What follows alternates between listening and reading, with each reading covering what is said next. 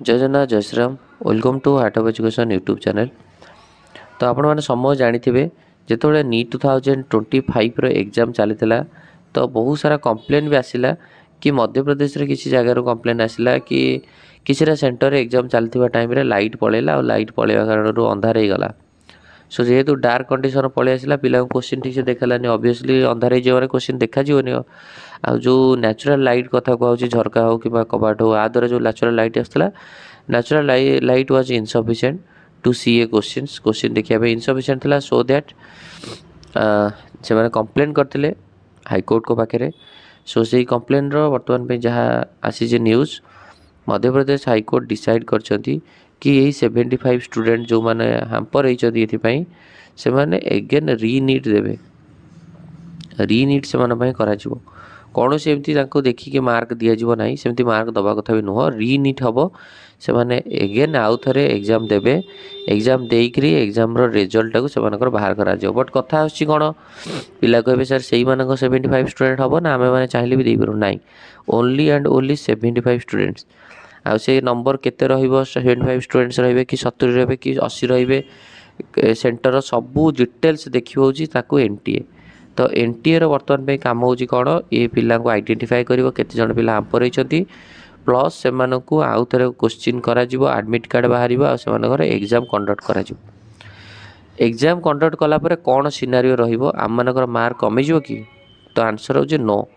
mark आपड़ authentic way exam देइछंती NEET 2025 exam देइछंती आपड़ ऑलरेडी एते दिन क्रॉस करि गलानी तो पिलांगर प्रेशर भी कमी गलानी कौन से पिला एग्जाम देबेनी ओनली 75 स्टूडेंट्स माने ही एग्जाम देबे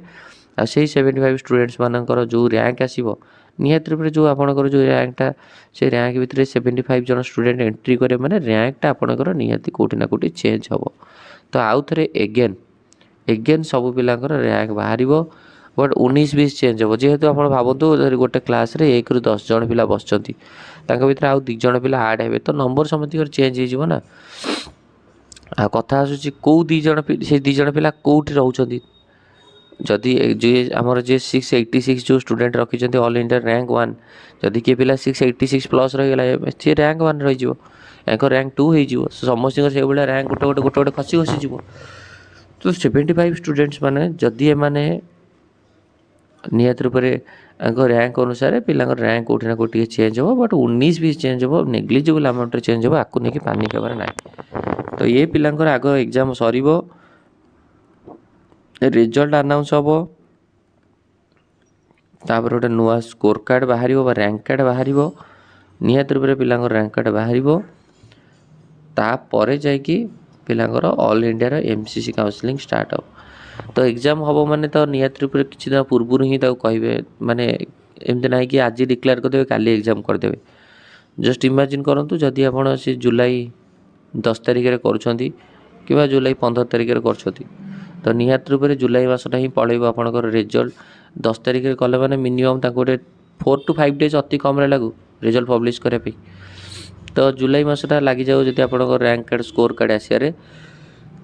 तो मे भी हो पारे काउंसलिंग अगस्ट रू स्टार्ट हो पारे और मे भी जुलाई लास्ट वीक हो पारे जदि से बहुत स्पीडली कर बट जुलाई फास्ट वीक सेकेंड वीक रे हबार चांस ही ना